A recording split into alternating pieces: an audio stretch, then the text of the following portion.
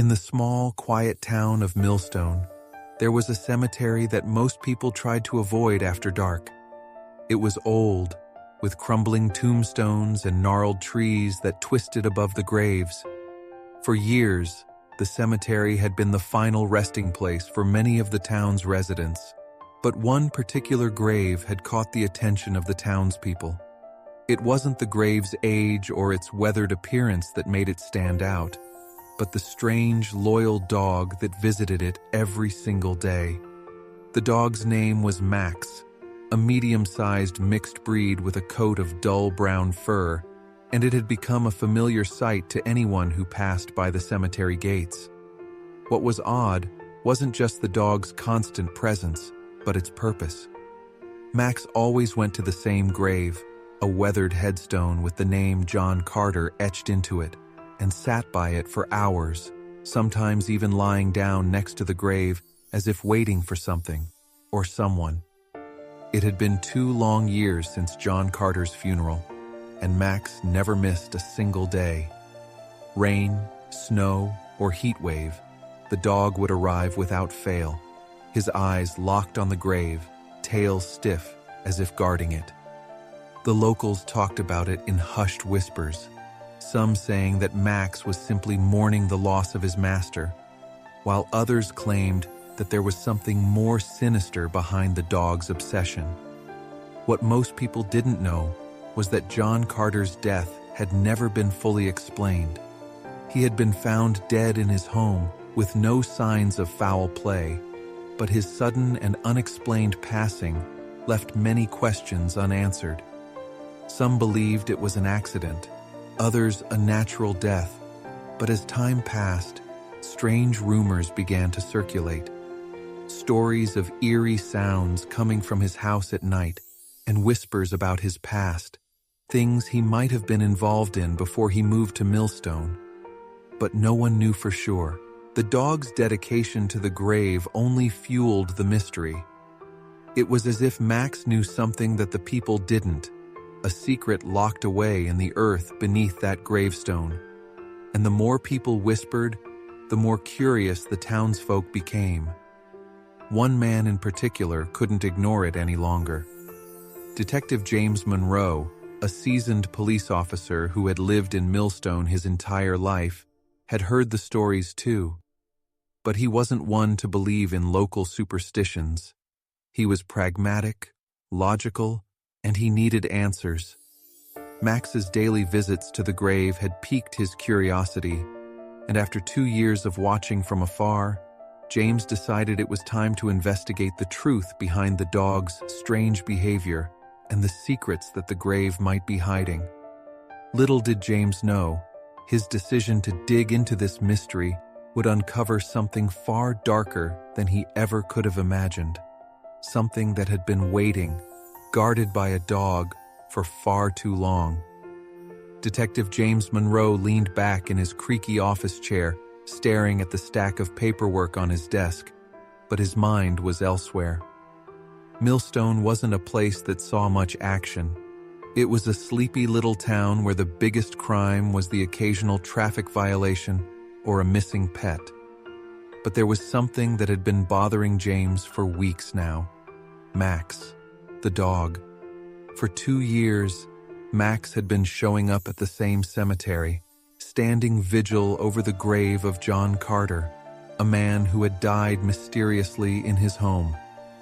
James had heard the whispers, seen the dog's daily visits, and wondered why a creature would remain so loyal to a grave for so long. Sure, the dog had been attached to Carter, he was the man's pet, but this went beyond grief. This was something else. James couldn't ignore it any longer. He had lived in Millstone for most of his life, and though it wasn't a place that harbored many secrets, there was something unsettling about this one. He had known John Carter briefly. Carter had moved to town a few years before his death, an unremarkable man with a quiet, private life. No family, no close friends. His death had been ruled natural, though the circumstances around it always felt a little off. He was found lying on the floor of his modest home with no signs of injury. A heart attack, the coroner had said. But James couldn't shake the feeling that something wasn't right about that explanation. It wasn't just the death that nagged at him. It was the dog. Max had been a regular fixture in the town, but after John's death, the dog had changed. No one knew exactly why, but Max began spending hours at the cemetery, sitting by Carter's grave. He would arrive every morning, pawing at the ground, occasionally whining, his eyes fixed on the stone marker. Even when the weather turned harsh, Max never missed a day. James had heard the stories, the town gossip about how the dog seemed to be guarding something, waiting for something. The local kids dared each other to sneak into the cemetery at night to catch a glimpse of the eerie scene. The dog was always there, as if standing watch. James didn't believe in ghost stories or local legends. He was a man of reason and logic. But as the weeks passed, he couldn't help but wonder, was there more to this than met the eye? The dog's strange behavior, coupled with the unsolved mystery of John Carter's death, was enough to pique his curiosity. He decided to pay a visit to the cemetery that afternoon. The sun was beginning to set as James pulled up to the old graveyard. He parked his car near the entrance, scanning the quiet landscape. In the distance, he spotted Max, sitting motionless by Carter's grave, his eyes unwavering, fixed on the headstone. James's heart raced with a mixture of unease and intrigue as he stepped out of his car and walked toward the grave. "Hey there, Max," James called softly, kneeling down beside the dog. Max didn't react, his gaze still locked on the grave. The air was thick with silence, broken only by the soft rustling of leaves in the wind. James felt a chill run down his spine. He took a step closer to the grave, glancing down at the weathered headstone. John Carter. The engraving was faded, the letters almost illegible, but there was something unnerving about it. James could sense that the grave was the center of something bigger, something hidden beneath the surface. Max suddenly stood, his body tense, eyes darting toward James as if he knew the officer was about to uncover something. For a moment, James felt a flash of doubt. What if there was more to this? What if the dog was trying to protect something? The thought sent a shiver through him. "All right, boy," James muttered. "I'll figure this out."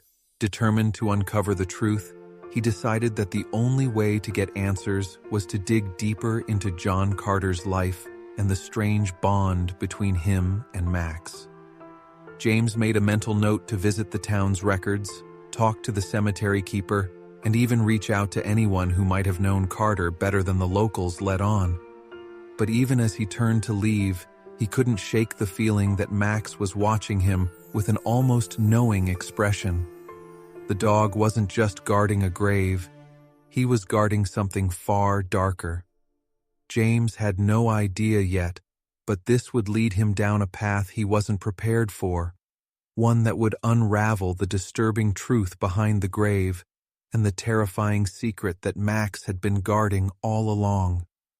The following morning, Detective James Monroe's thoughts were consumed by the dog and the grave. The way Max had stared at him with those piercing eyes was enough to unnerve even the most hardened officers, but James was determined.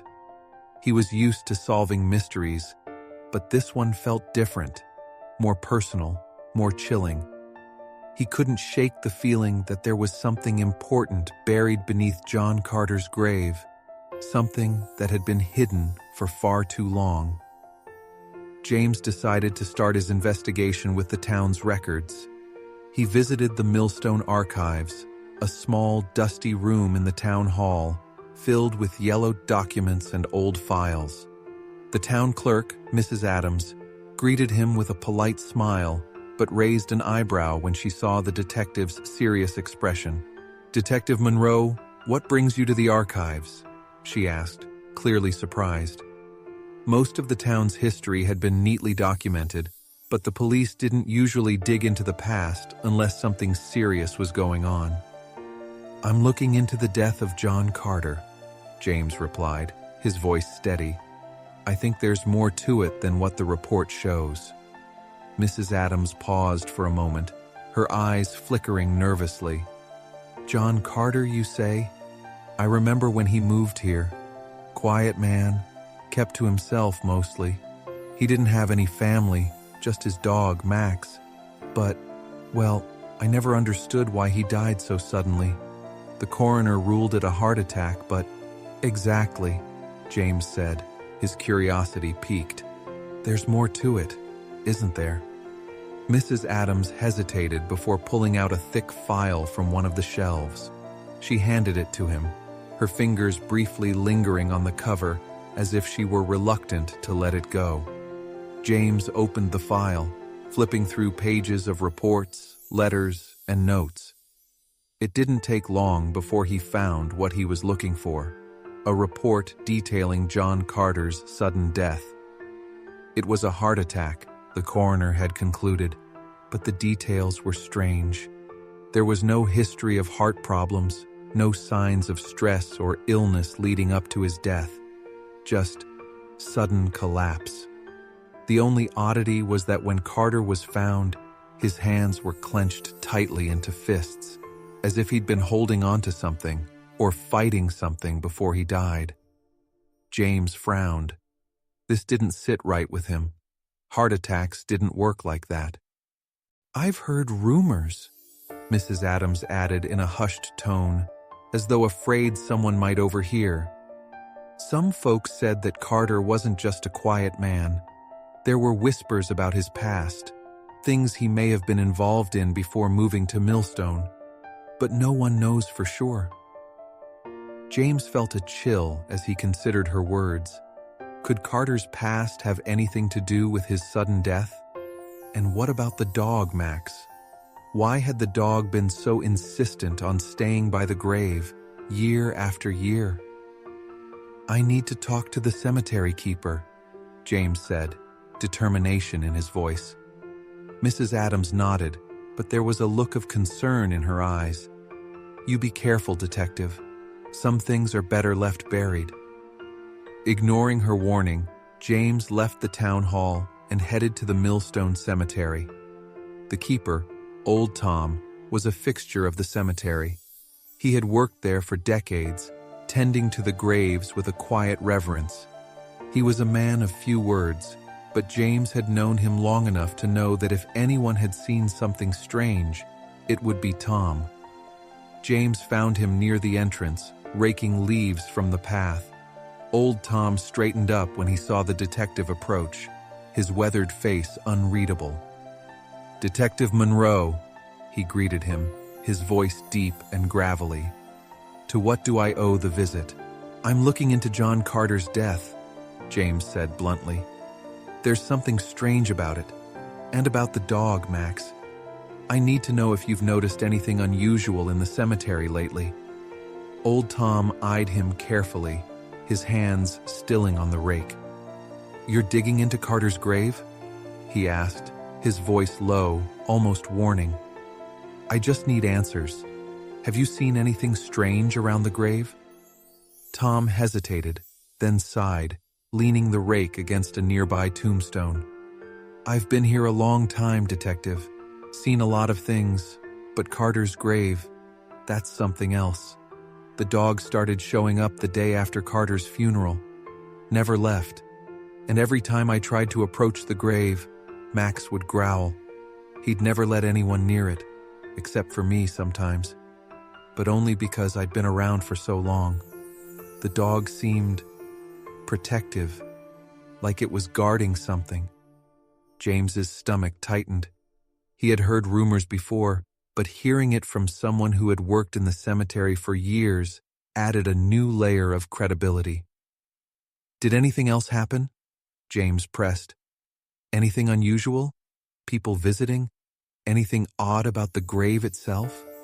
Tom looked around nervously before speaking again. "I've seen things. shadows moving when there's no one around. I'm not one for superstition, but that grave, it's different. There's an energy there. And the dog? It wasn't just grieving, it was guarding. James felt a surge of determination. Something wasn't right here. He needed to get to the bottom of it. I'm going to open the grave, James declared. Tom's eyes widened, and for the first time, his calm demeanor faltered. You're not planning to disturb it, are you? That grave, something is tied to it, detective. Something that doesn't want to be found. But James was already walking away, his mind made up. The investigation had officially begun, and he wasn't going to stop until he uncovered the truth. As he drove away from the cemetery, he knew one thing for sure. Max wasn't just guarding a grave. He was guarding a secret that was about to be unearthed. The following week, the quiet town of Millstone buzzed with an unusual tension. Detective James Monroe had spent the past few days digging into every lead, speaking to locals, and piecing together the puzzle of John Carter's death. He'd visited the town archives, talked to the cemetery keeper, and even tried to follow the cryptic hints that had been passed down through whispers in the town. But nothing had prepared him for the decision he'd made. The grave needed to be opened. James couldn't ignore the feeling that something was hidden beneath John Carter's grave, something that could explain the dog's obsessive behavior and the strange circumstances surrounding the man's death. If the truth lay buried under that stone, James was determined to uncover it. He had already gotten legal clearance from the town council, though many had tried to dissuade him. People like Mrs. Adams, the town clerk, had warned him about disturbing the past, but James was resolute. The town had a right to know the truth. The dog, Max, knew something, and he wasn't going to rest until he understood why.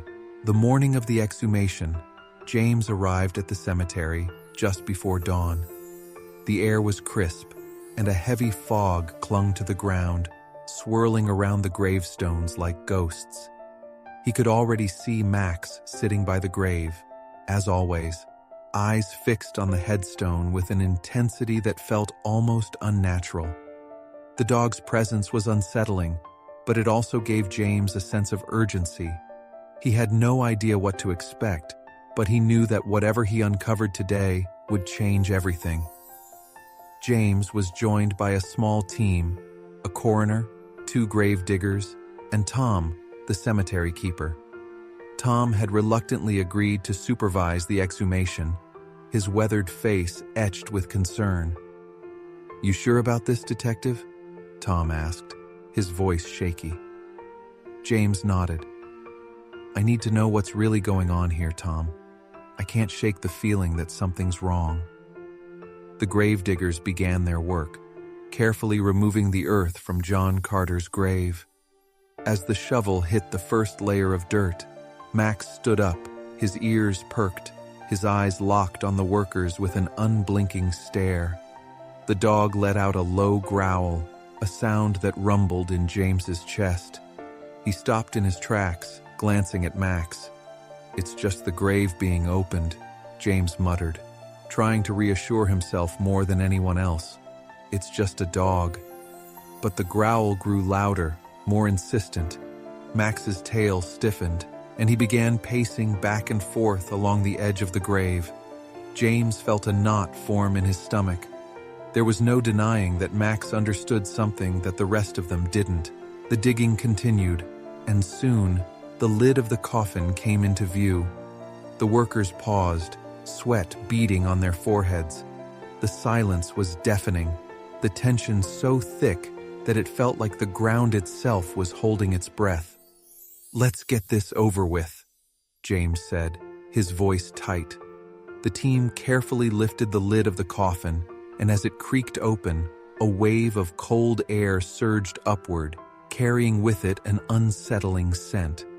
It wasn't the smell of decayed flesh, but something different, something almost metallic. James leaned in closer, eyes narrowing. The body inside looked wrong. John Carter's body had not decomposed as expected. His skin was unnaturally preserved, pale but intact. There was no bloating, no signs of the decay that should have taken place after 2 years. His hands were clenched tightly into fists, his nails dug into his palms as if he had been holding on to something or trying to fight something before he died. The coroner, Dr. Susan Wells, leaned over the body, her brow furrowing. This isn't possible. He should have decomposed by now. James took a step back, his mind racing. Something wasn't right.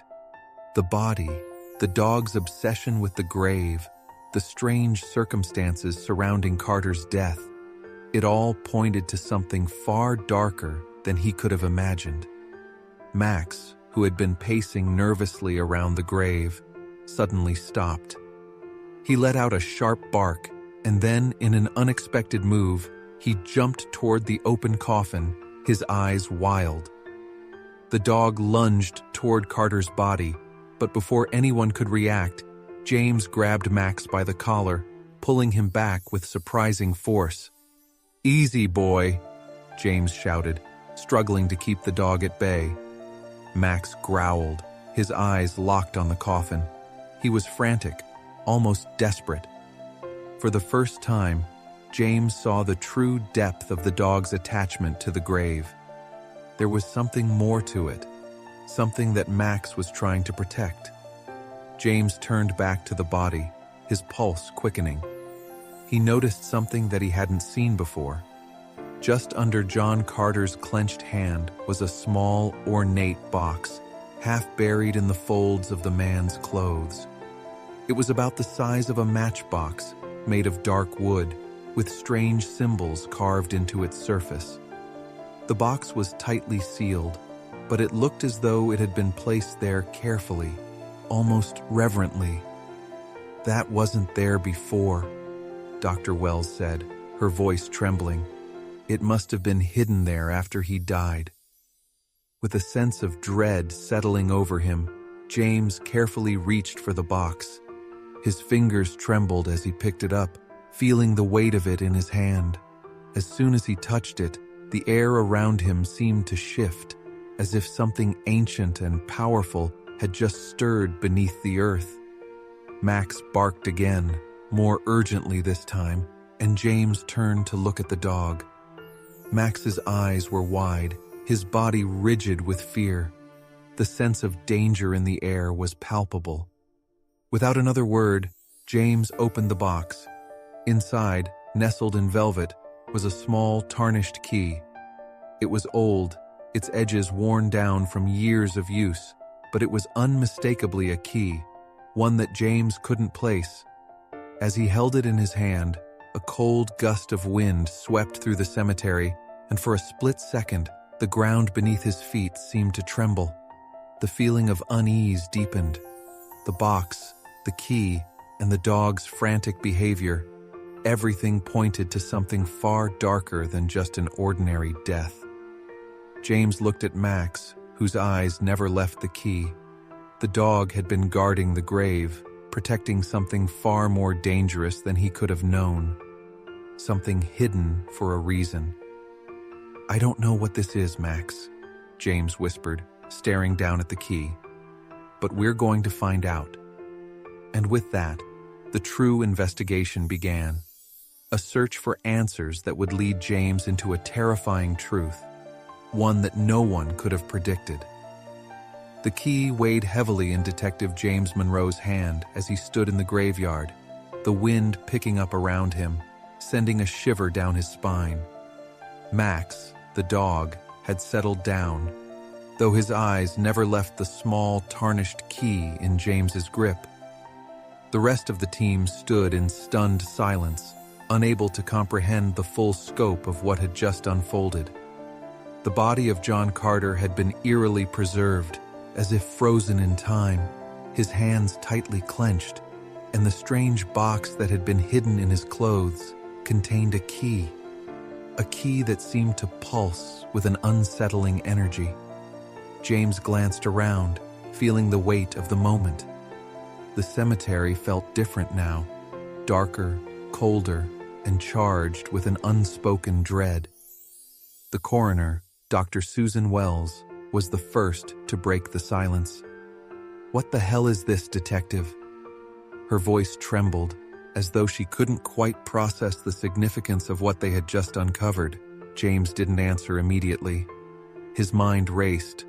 The dog, Max, had been obsessively guarding the grave for 2 years, and now they had discovered something buried with John Carter, something that Max had known was there, something that had been hidden for a reason. He turned the key over in his hand, inspecting it closely. It was old, the edges worn from years of handling, but there was no indication of what it might unlock. The symbols carved into the surface were unfamiliar, their meaning eluding him. He had to know what it opened. Whatever it was important enough for Carter and Max to protect. "We need to find out what this key opens," James said, his voice steady, though his insides churned with unease. "And we need to do it fast." Without another word, James led the group to the small shed at the back of the cemetery, where old Tom had once kept tools and supplies. Tom had long since retired, but the shed was still standing, locked and forgotten. James used the key to unlock the door, the sound of the ancient lock turning echoing through the still air. When the door creaked open, a musty smell wafted out, and James stepped inside. The shed was dusty, filled with old equipment, shovels, trowels, and other gardening tools. But what caught James's eye was a large, rusted chest tucked away in the corner. It was covered in cobwebs, the metal warped from years of neglect, but it was unmistakably a chest designed to be locked. Its surface was scratched and battered, as though it had been through many years of abuse, but it wasn't the condition of the chest that unnerved James. It was the way it seemed to pulse with a strange, almost magnetic energy. James approached the chest cautiously, heart pounding. He could feel the weight of his decision pressing on him. This was it. The key fit into the chest's lock perfectly, and when James turned it, the chest opened with a soft click. Inside, the chest was filled with more than just old relics. There were pages of yellowed, brittle paper, maps covered in strange symbols, and odd artifacts that looked like they belonged to another time, ancient, foreign objects that seemed out of place in the modern world. But what truly sent a chill down James's spine was a thick, dark book at the bottom of the chest. It was bound in black leather, its edges adorned with what appeared to be gold leaf, though the design was incomprehensible, twisted, as though it had been drawn from the depths of a nightmare. Max, who had followed James into the shed, began growling again, a deep, guttural sound that made the hairs on the back of James's neck stand up. The dog's fur bristled, and his eyes were wide with terror, staring at the book. James felt a sudden, overwhelming urge to stop, to leave everything untouched. But curiosity, the same force that had led him to this moment, pushed him forward. He reached for the book, his fingers trembling as they brushed against its cover. The moment his hand made contact, the temperature in the shed seemed to drop, and a dark energy rippled through the air, filling the space with a suffocating weight. Max barked furiously, but it was too late. The book was open, its pages unfolding before James could stop them. The words on the pages seemed to shift and writhe, as though they were alive. The symbols that had been carved into the key were now printed in black ink across the pages, and James could feel them pulling at his mind. His thoughts grew clouded, as though the very air was thick with an unnatural force. Suddenly, a deep voice, low and cold, echoed in James's mind, sending a jolt of terror through his body. "You have opened it. Now you must understand." The words seemed to echo in the room, vibrating against the walls, and James staggered back, his mind spinning. He could hear the voice again, but this time, it wasn't in his head. It was coming from the chest itself. A dark figure began to materialize in the center of the shed. It was shadowy, its form shifting and indistinct, but the presence was unmistakable, something ancient, something malevolent. "James," the voice said again, but this time, it wasn't just a whisper, it was a command, a summoning.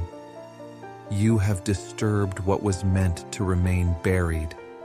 Max snarled, jumping forward, but the figure's presence stopped him dead in his tracks. The dog whimpered, his body trembling, his instincts clearly warning him of something far beyond what anyone could understand.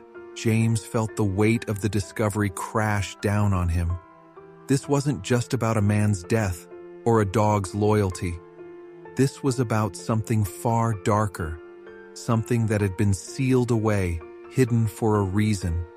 And now, the truth had been uncovered. The figure reached out, and the air around James grew thick, suffocating, as though the very shadows were closing in on him. His heart raced, and panic surged through him.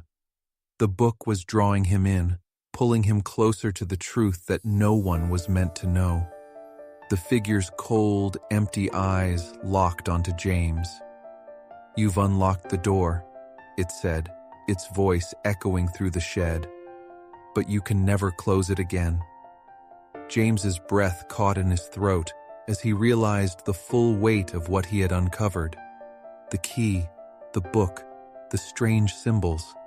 It was all part of an ancient pact, something far older and more dangerous than anything he had ever imagined. And now, it was awake. Max growled again, a sound that was filled with pure terror. The dog knew better than anyone the price of this discovery. And as the figure's grip on the room tightened, James realized the terrifying truth. The secret they had uncovered was not just a relic of the past. It was a curse, one that had been waiting for someone to unlock it, to bring it back into the world. And now that it was free, there was no escaping the consequences. The truth had been revealed. But the horror was only just beginning. As Detective James Monroe stood frozen in the midst of the shadowy figure that had materialized from the chest, his mind raced with fear and disbelief. Max, the dog, had stopped growling, his eyes wide with terror. The air in the shed was thick and oppressive, charged with a malevolent energy that made James's skin crawl. The figure before him, dark and indistinct, spoke with a voice that was both ancient and chilling.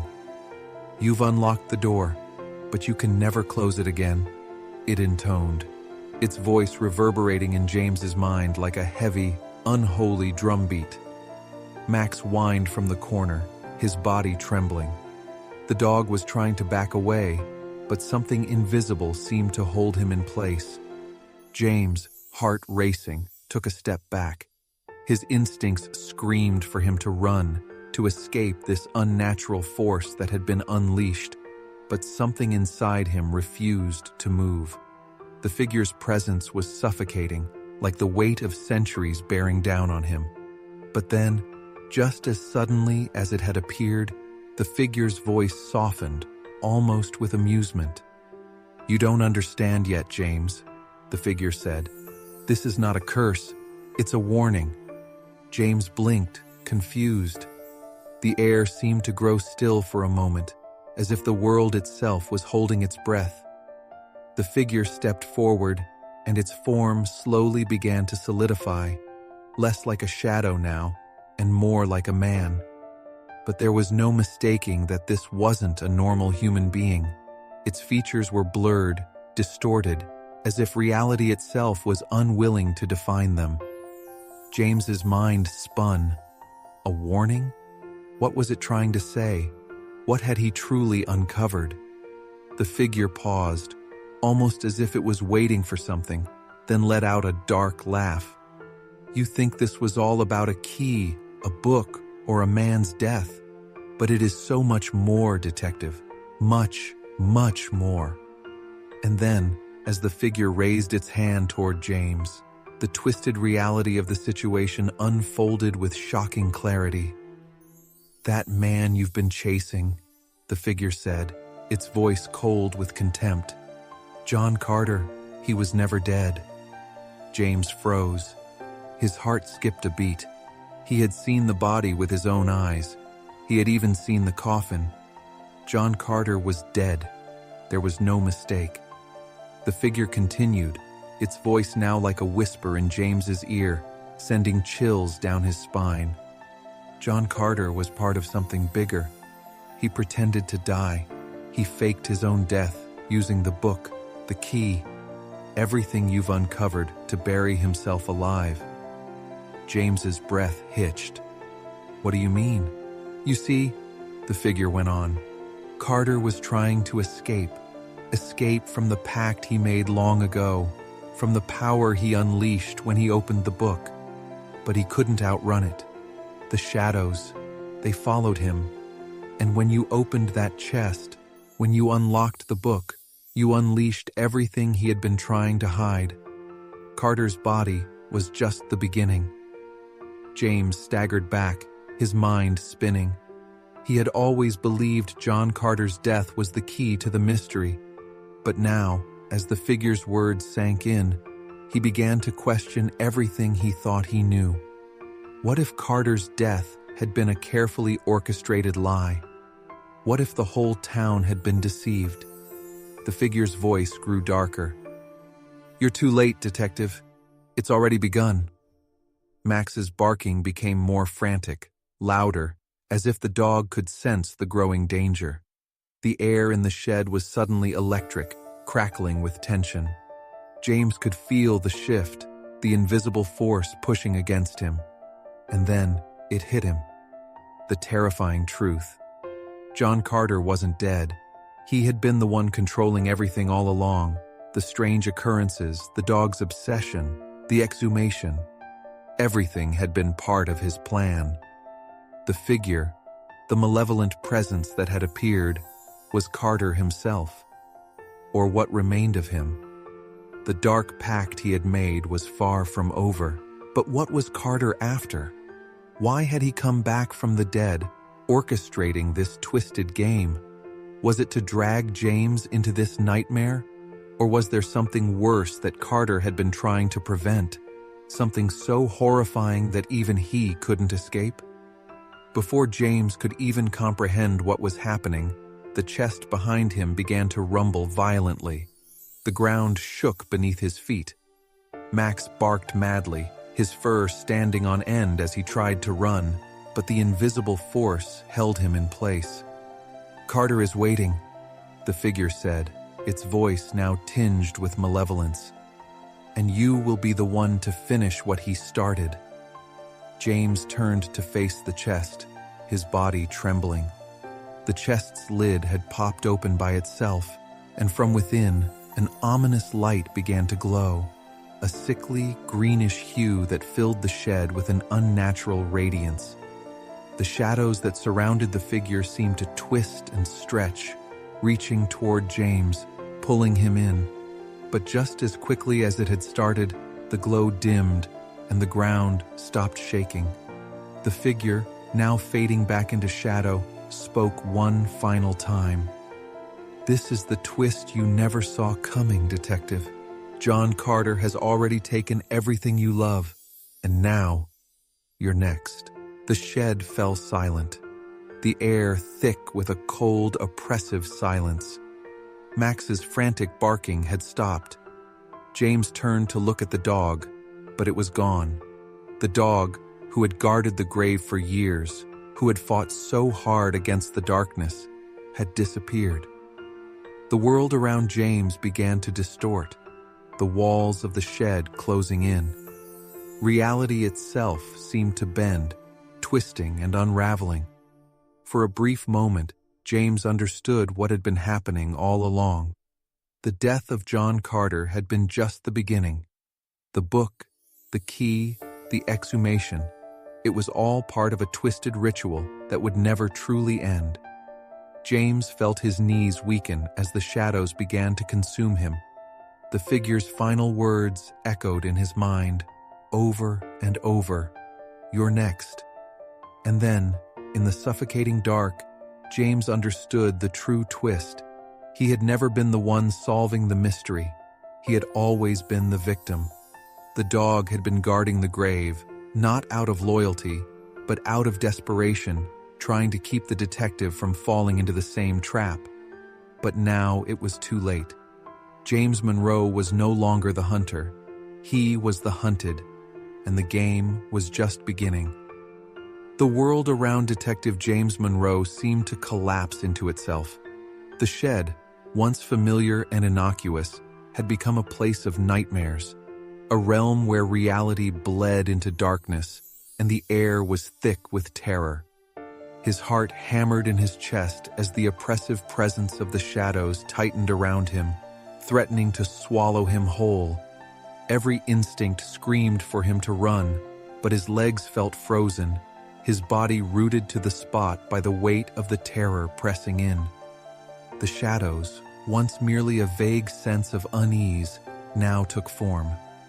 The figure that had spoken to him, the malevolent being from the chest, was no longer just a voice in the dark.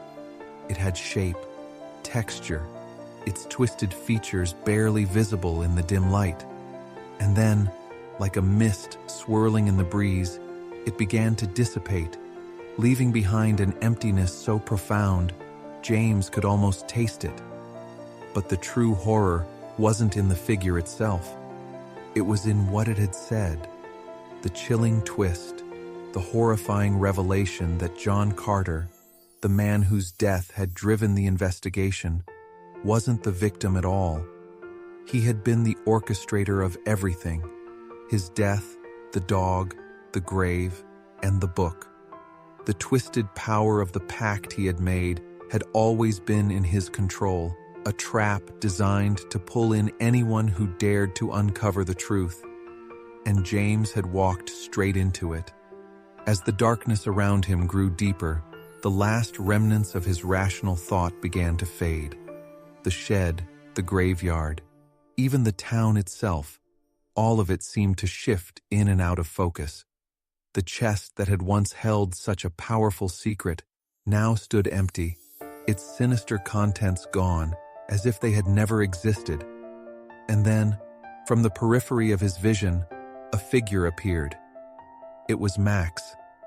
The dog, who had spent 2 years guarding Carter's grave, now stood at the edge of the shed, looking at James with eyes full of sorrow and something more, something that seemed almost knowing.